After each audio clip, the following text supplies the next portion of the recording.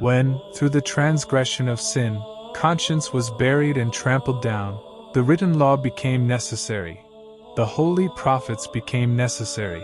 And finally, the very coming of our Lord Jesus Christ became inevitable, so that conscience might be revealed and exalted, and that the spark buried within might be rekindled through the fulfillment of His holy commandments.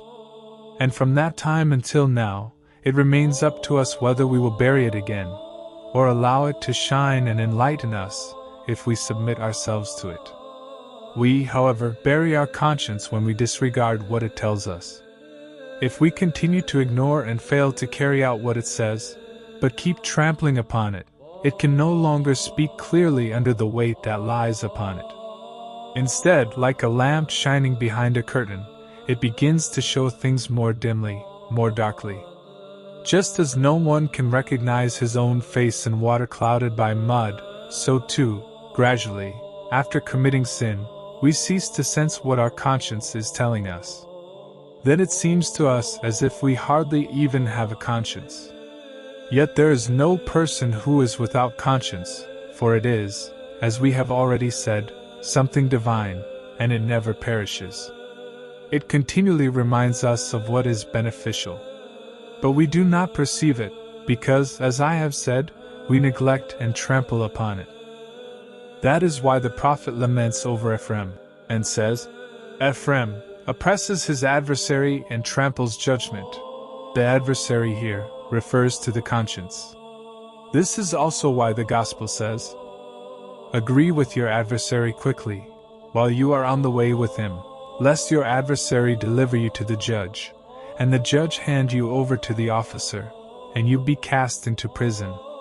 Truly I say to you, you will by no means get out of there until you have paid the last penny. Why, then, is the conscience called an adversary?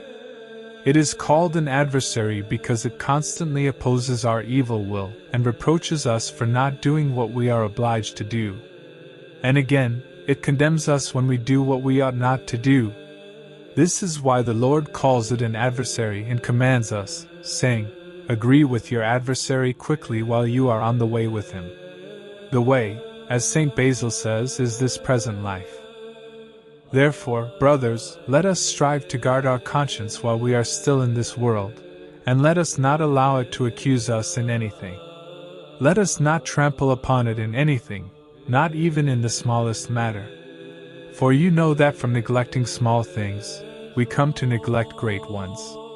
Someone may begin to say, What does it matter if I say this word?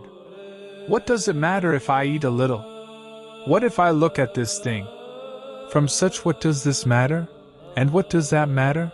A person receives an evil and bitter wound and begins to disregard even great and weighty matters, trampling upon his conscience. And thus, gradually progressing in this way, he comes into danger of falling into utter insensitivity. Brothers, see that we do not neglect what is small. Take care not to dismiss it as something insignificant. It is not small, for it is a wound, an evil habit. Let us be sober-minded and take care of what is easy while it is easy, lest it become difficult. For both virtues and sins begin with small things and lead to great ones, whether for good or for evil. That is why the Lord commands us to guard our conscience. It is as though He is personally urging someone, saying, Watch what you are doing, poor soul. Be sober-minded. Make peace with your adversary while you are on the way with him. And he adds the fearsome warning and the danger of this matter, saying, Lest your adversary deliver you to the judge, and the judge deliver you to the officer, and you be cast into prison. Truly, I say to you, you will by no means get out of there until you have paid the last penny. For the conscience accuses us, as I have said, both in good and in evil. It shows us what we should do and what we should avoid. And it will condemn us also in the age to come. This is why it is said, Lest he deliver you to the judge,